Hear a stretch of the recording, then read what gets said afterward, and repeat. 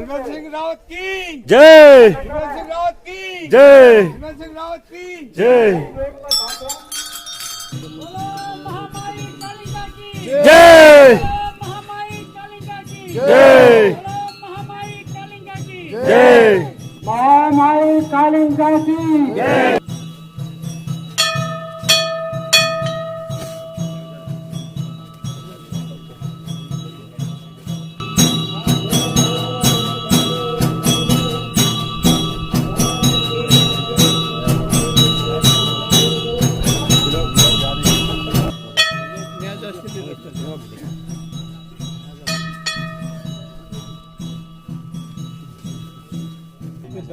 ये माता की एक अलौकिक प्रतिमा है एक। इसमें साक्षात मंत्री तार के द्वारा ब्राह्मण के उसके बाद तैयार है श्री रामचंद्र जी मकानी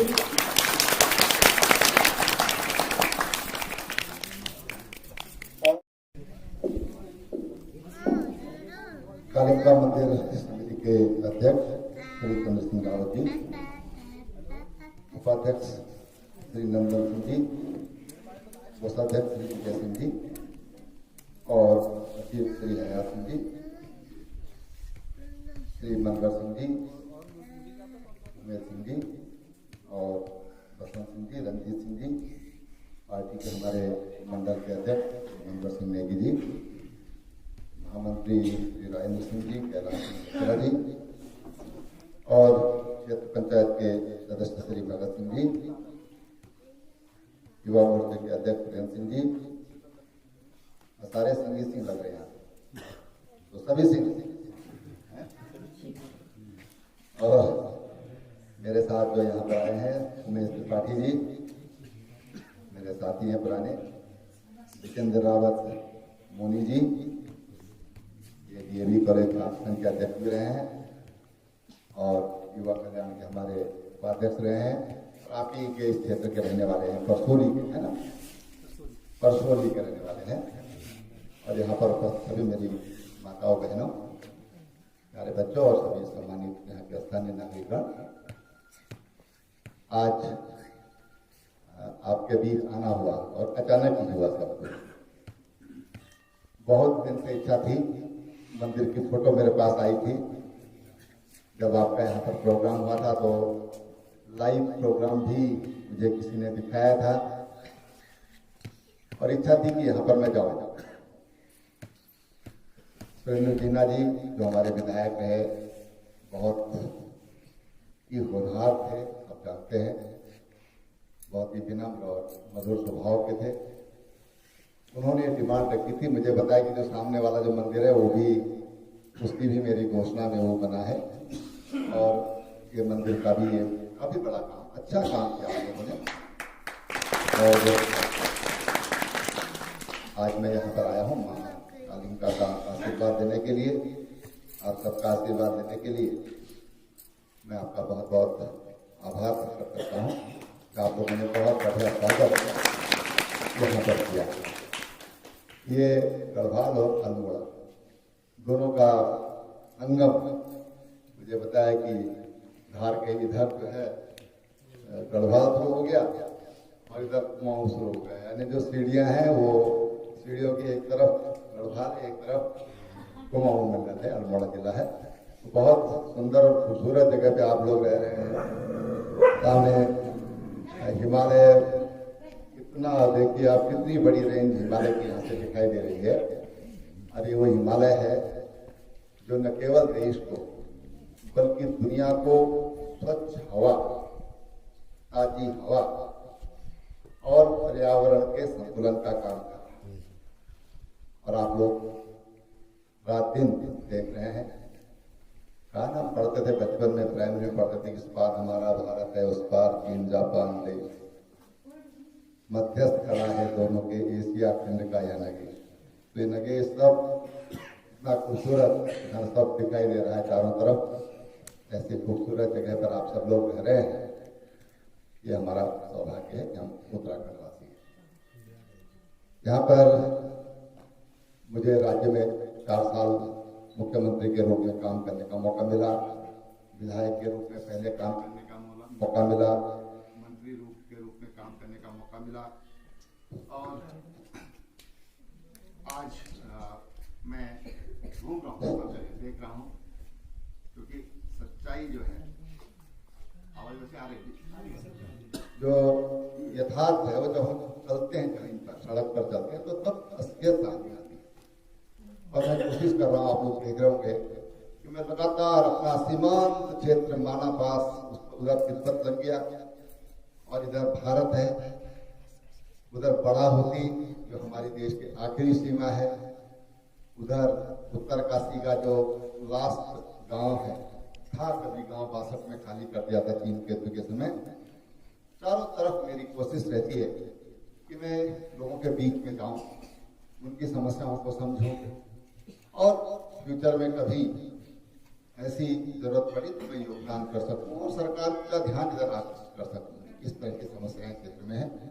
आप लोगों ने भी अपनी समस्याओं से मुझे अवगत कराया।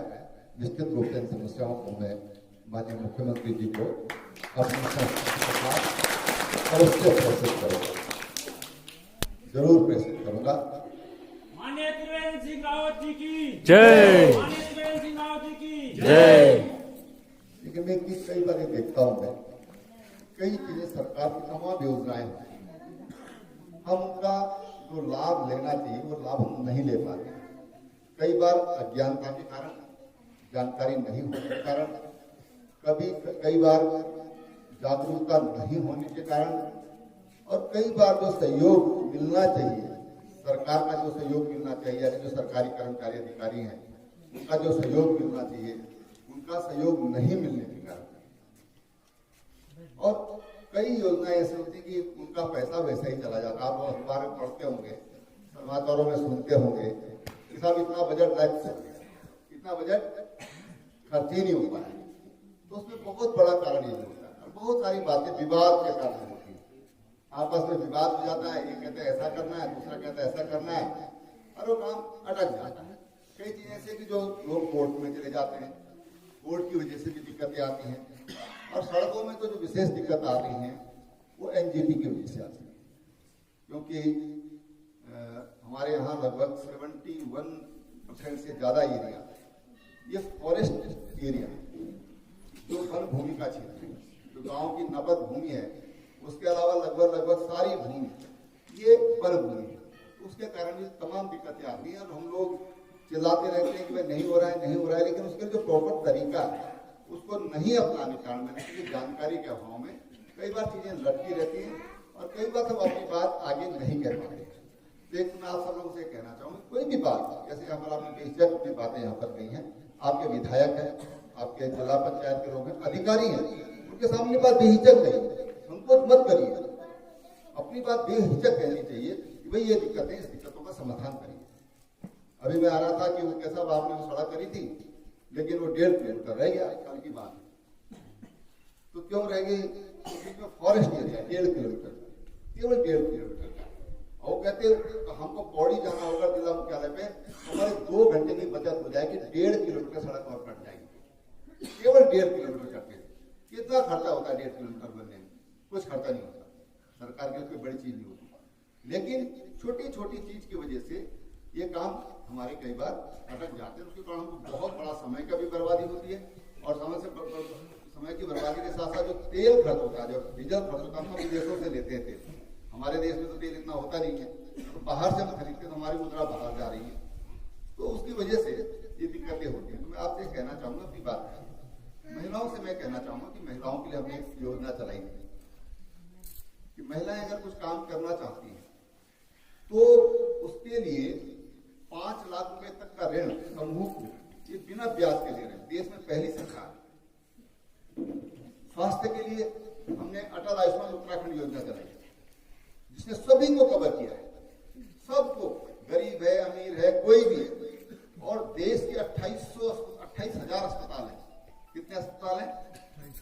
यही नहीं, उत्तराखंड नहीं, देश के बाहर ऐसे लिस्टेड अस्पताल हैं 28,000। उन 28,000 अस्पतालों में वो कार्ड, गोल्डन कार्ड लेकर के उसको दिखा के आप अपना इलाज करा सकते हैं।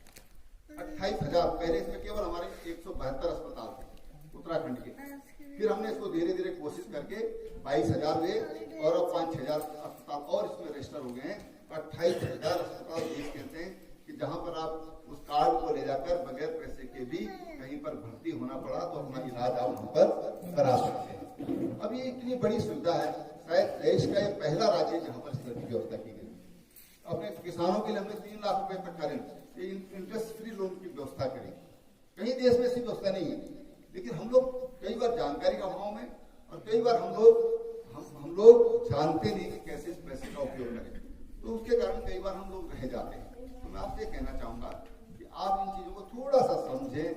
जो बच्चे आज तो इंटरनेट है, सब इंटरनेट पे सब चीजें हैं, जो बच्चे हम लोग नहीं कर सकते, लेकिन जो नए बच्चे हैं ना, ये सब जानते हैं। इनको बोलेंगे सब ढूंढ के आपको बता देंगे कि हाँ कहाँ पर क्या है। ये बच्चे इस काम को कर सकते हैं, नई पीढ़ी के बच्चे कर सकते हैं। उनको हम जब ये मोबाइल देते हैं तो इसको हम ये ना समझें कि ये बच्चे खराब हो रहे हैं। हम उनको कहेंगे बेटा अच्छी चीज देखो, और हर समय यही नहीं देखना, 1 घंटा देखो। इसमें इतना ज्ञान है कि कुछ भी दुनिया की कोई भी चीज इसके अंदर है, दुनिया की हर चीज इसके अंदर है। कुछ भी ढूंढना चाहोगे इसके अंदर है, सब कुछ इसके अंदर है। और इसलिए बच्चों को हम लोग बच्चे का इस्तेमाल करते हैं। कई बार किसी तो फोन पर लगी पढ़ाई नहीं कर सकते। आज बच्चे किसी को पढ़ के IAS कर लिया बच्चों ने, किताब नहीं देखी उन्होंने, किताब नहीं पढ़ते। लेकिन हम ये देखें कि बच्चा इसका इस्तेमाल कैसे कर रहा है, सदुपयोग कर रहा है कि दुरुपयोग कर रहा है। तो बच्चों को भी ये बताएं कि बेटा इसका सदुपयोग, इसका अच्छे तरीके से जीवन के लिए उपयोग करो। आप देखेंगे तो अनेक बच्चों ने IAS कर लिया, IPS कर लिया, IFS कर लिया, अखिल भारतीय सेवाएं, इसको देखकर उन्होंने कोई किताब नहीं पढ़ी। हमने सब कुछ इसमें जो हम पढ़ सकते थे, इसको पढ़ करके ही हमने सब कुछ किया है। और इसलिए हम लोग जो हमारे पास जो सुविधाएं हैं, ये जो ऐसी सुविधा है कि आप कुछ यहाँ से धुमाकोट कितनी दूर है ये बता देगा आपको, यहाँ से रामनगर कितनी दूर है ये बता देगा आपको, कहाँ पर जाम लगा हुआ यही बता देगा कि मुरादाबाद में जाम है, दिल्ली जाना है मुरादाबाद में जाम है, थोड़ा सा आप लेट जाइए, आगे जाइए, पीछे जाइए, या इधर से चले जाओ, ये रास्ता दूसरा रास्ता आपको दिखा देगा। ये ऐसी चीज है, लेकिन इसका हम सदुपयोग करें। सरकार की सारी योजनाएं इसमें है और उन योजनाओं को हम इसमें देख करके, पढ़ करके और उनका लाभ ले सकते हैं। और आखिरी बात मुझे आपसे कहनी है कि हम सब लोग गढ़वाल और उत्तराखंड के लोग हैं, देवभूमि के लोग हैं। हम लोग आजकल एक बहुत बड़ा समस्या हो गई है, वो है नशे की। अब हमारे जेंट्स बैठे हुए हैं यहाँ पर, इन्हीं की तरह मेरी उंगली ज्यादा घूम रही है।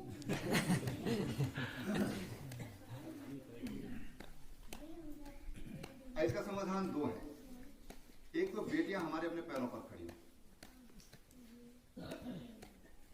फिर वो कहेगी मैं शराबी से शादी नहीं करूंगी, मैं नशेड़ी से शादी नहीं करूंगी,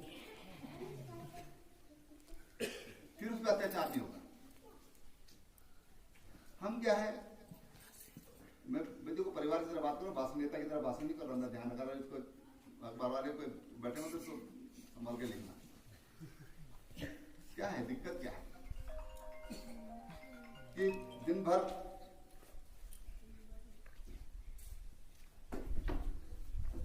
हम लोग घास के लिए गए, लकड़ी के लिए गए, पानी के लिए गए, बाजार गए, सामान खरीदने गए, बच्चे स्कूल गए, अब शाम को घर आए।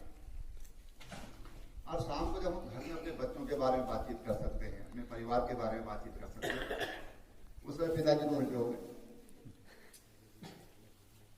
क्या कैसे सोचेंगे हम भविष्य के बारे में? हम भविष्य की बात करते हैं, बच्चों की बात करते हैं, बच्चों की चिंता की बात करते हैं, बच्चों को समय नहीं देंगे तो आखिर बच्चों का भला कैसे हो? और हम लोग भी बैठे हुए हैं कि हमारे समय के आज के समय में बहुत अंतर है, बहुत बदल गया समय, बहुत बड़ा गैप आ गया है। और ये बच्चे आपके मानने वाले भी नहीं हैं, ये बच्चे पढ़े लिखे युग के बच्चे हैं, ये बच्चे इंटरनेट के जमाने के बच्चे हैं। इनको ज्यादा आपके धमकाने से दूसरा रास्ता पकड़ लेंगे। इन बच्चों को प्यार से समझा सकते हैं, इन बच्चों को अच्छी शिक्षा देने समझा सकते हैं। इन बच्चों को हम रात का समय इन बच्चों को दे 2-3 घंटा, पढ़ रहा है बच्चा कि नहीं पढ़ रहा है, हम उसको देखें वो क्या कर रहा है, तो ये समय अगर हम लोग देंगे, और पिताजी को समय देना पड़ेगा। माँ तो बेचारी थकी हुई है, घास से, पशुओं के चारे से, लकड़ी से, वो तो थकी हुई है, वो क्या करेंगे? उसी जेब में 2 पैसे भी नहीं बच्चों को देने के लिए। और ये 2 चीजें मैंने कहा कि बच्चे ये मन में, लेकिन विशेषकर बेटियां, कि हमको अपने पैरों पर खड़ा होना। आज बच्चे मैं रास्ते में देख रहा क्रिकेट खेल रही थी लड़कियां, बड़ा अच्छा लगा। मैंने गाड़ी रोकी और मैंने देखा बच्चे हम बड़ा अच्छा खेल रही थी, बहुत बढ़िया खेल रही थी। मैं 5 मिनट वहां पर रुका, मुझे लगा कि यार हमारे बच्चे ऐसा कर रहे हैं, बहुत अच्छी बात। तो बेटियां सब जगह पहुंच सकती है, सब काम कर सकते हो बेटा। आप लोग जो आप चाहेंगे वो सब काम कर सकते हैं, आपकी इच्छा शक्ति होनी चाहिए। लेकिन मैं आप सब जो बड़े लोग हैं, परिवार वाले, मुखिया हैं परिवार के, आपसे जरूर कहूँगा बच्चों को समय दीजिए, परिवार को समय दीजिए। उनको समय देंगे तो आगे भविष्य इनका ठीक हो। अगर इनको समय नहीं देंगे तो फिर दिक्कतें खड़ी होगी। ये मेरे घर की बात है, मैं बोल देता हूँ, लोग बुराई मानते मेरी बात, ऐसे बोल देता है। मेरी बात बुरी लगती है, जिन लोगों को शाम की याद आ रही होगी तो उनको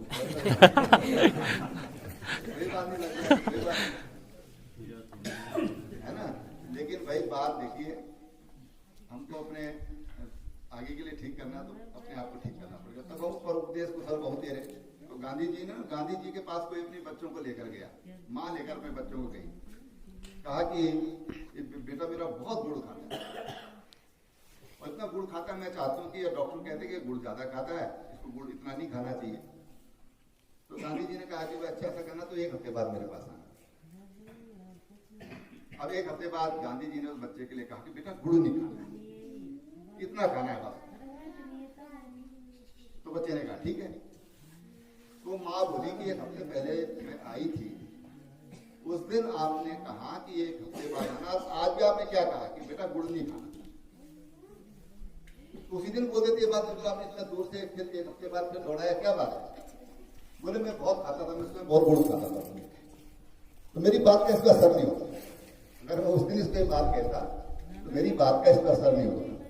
अब मैंने स्वयं गुड़ खाना बंद कर दिया है, अब मैं इसको कहूंगा तो इसमें मेरी बात का असर होगा। और इसलिए हम लोग थोड़ा सा अपने आप के सामने, हमारी पीढ़ी समझ जाए, नशा बहुत बुरी तरह फैल रहा है, और ड्राई नशा, ये बिल्कुल बर्बाद कर रहा है। और इसलिए हम लोग थोड़ा सा इस ओर ध्यान दें। बच्चे हमारे कहाँ जा रहे हैं, क्या जा रहे हैं, अलग तो नहीं रह रहे हैं, अलग जा रहे हैं, एकांत की तरफ जा रहे हैं, जिसका मतलब सूखे नशे की तरफ जा रहे हैं। बड़ी इस चीज को समझने की जरूरत है। उस समय को संभाल दिया, आपने 2, 4, 5 दिन कर लिया काम, तो फिर आपके हाथ से बाहर चला गया। इसलिए थोड़ा सा हम लोग ध्यान दें, ताकि आप सब लोग यहाँ पर आए। आप सबका बहुत एक बार बहुत धन्यवाद करता हूँ, बहुत आभार करता हूँ, आपके लिए बहुत शुभकामनाएं करता हूँ। मकर संक्रांति का त्योहार आ रहा है, मकर आ रही ना, उत्तरायणी, उत्तरायणी बोल देंगे, कि बहुत बोल देंगे, कि बैसाखी बोल देंगे। आप सब करें बहुत बहुत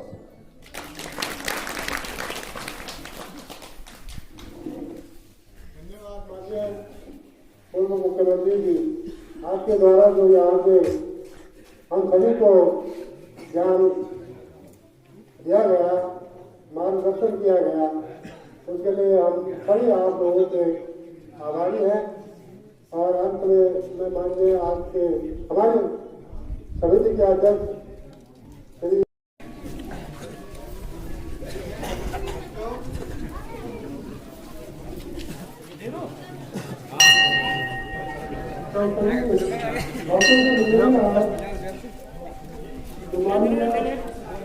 श्री भारत पिता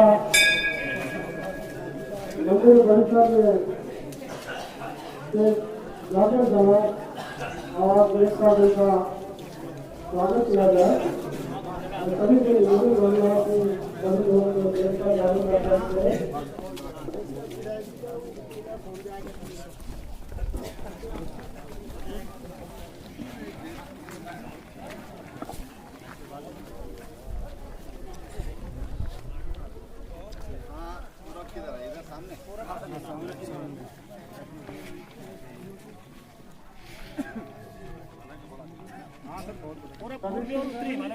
सभी लोगों से निवेदन है कि कृपया अभी थोड़ी देर रुकने का प्रयास करें। सभी लोगों से निवेदन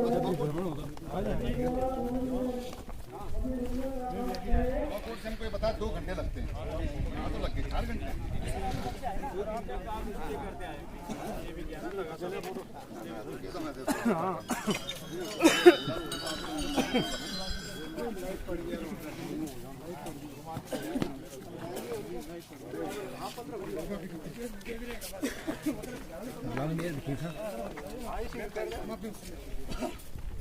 अच्छा बनाया आप लोगों ने। समिति के सदस्यों का आप लोगों का सहयोग और माता बढ़िया बनाना चला जाइए वहीं रहेगी वो गाड़ी ना, वो वहाँ रहेगी। अब देखिएगा अगर वहाँ मंदिर में ऐसी स्थिति में मंदिर और ये हमको आप लोग मेला कब लगता है यहाँ? 3 साल बाद 3 साल के बाद कोई नवंबर दिसंबर जनवरी, नवंबर दिसंबर जनवरी, नवंबर डेट फिक्स नहीं है। नेक्स्ट नहीं वो तो जो इसके पुजारी लोग, इसके जो पुजारी लोग हैं वो निकालते हैं। मंगाई लोग हैं जो खोला के थैली के वो निकालते हैं। खोला के मंगाई लोग पुजारी हैं इसके, और हम इसके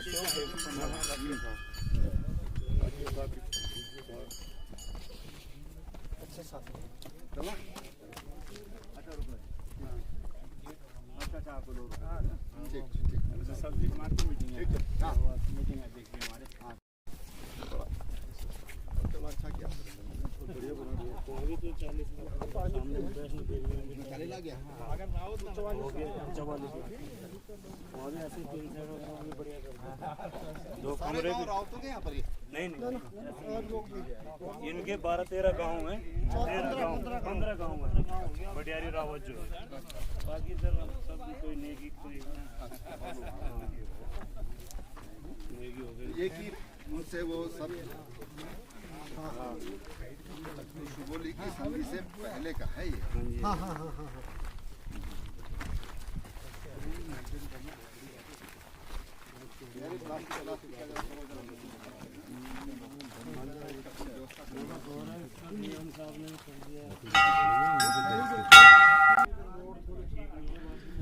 तो अब पूर्व मुख्यमंत्री जी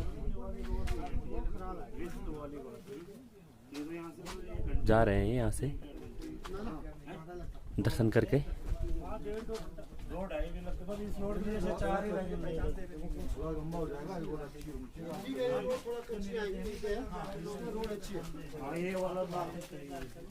आपको तो सही रोड पे चलना चाहिए।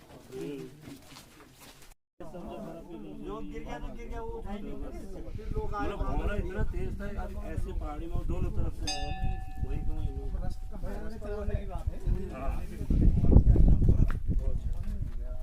सबसे अभी तक इतनी बर्फ पड़ी भी नहीं है। उसके बाद जो हमारे सांसद जी ने बनवाया था यहाँ पे आपने जो अच्छा किया वो टिन का बनाया था। ठीक है, सीमेंट वाला तो क्रैक हो जाता है। बर्फ नहीं गिरेगी, बर्फ भी नहीं गिरेगी और इतनी पाला पड़ा होता है जैसे बर्फ गिरी हो। अब जरा टेम्परेचर चेंज हो गया तो इतना कम ₹1.5 बचने के लिए ₹1.5 बढ़ गए इसमें खाना बैठाने में बहुत बढ़ेगा।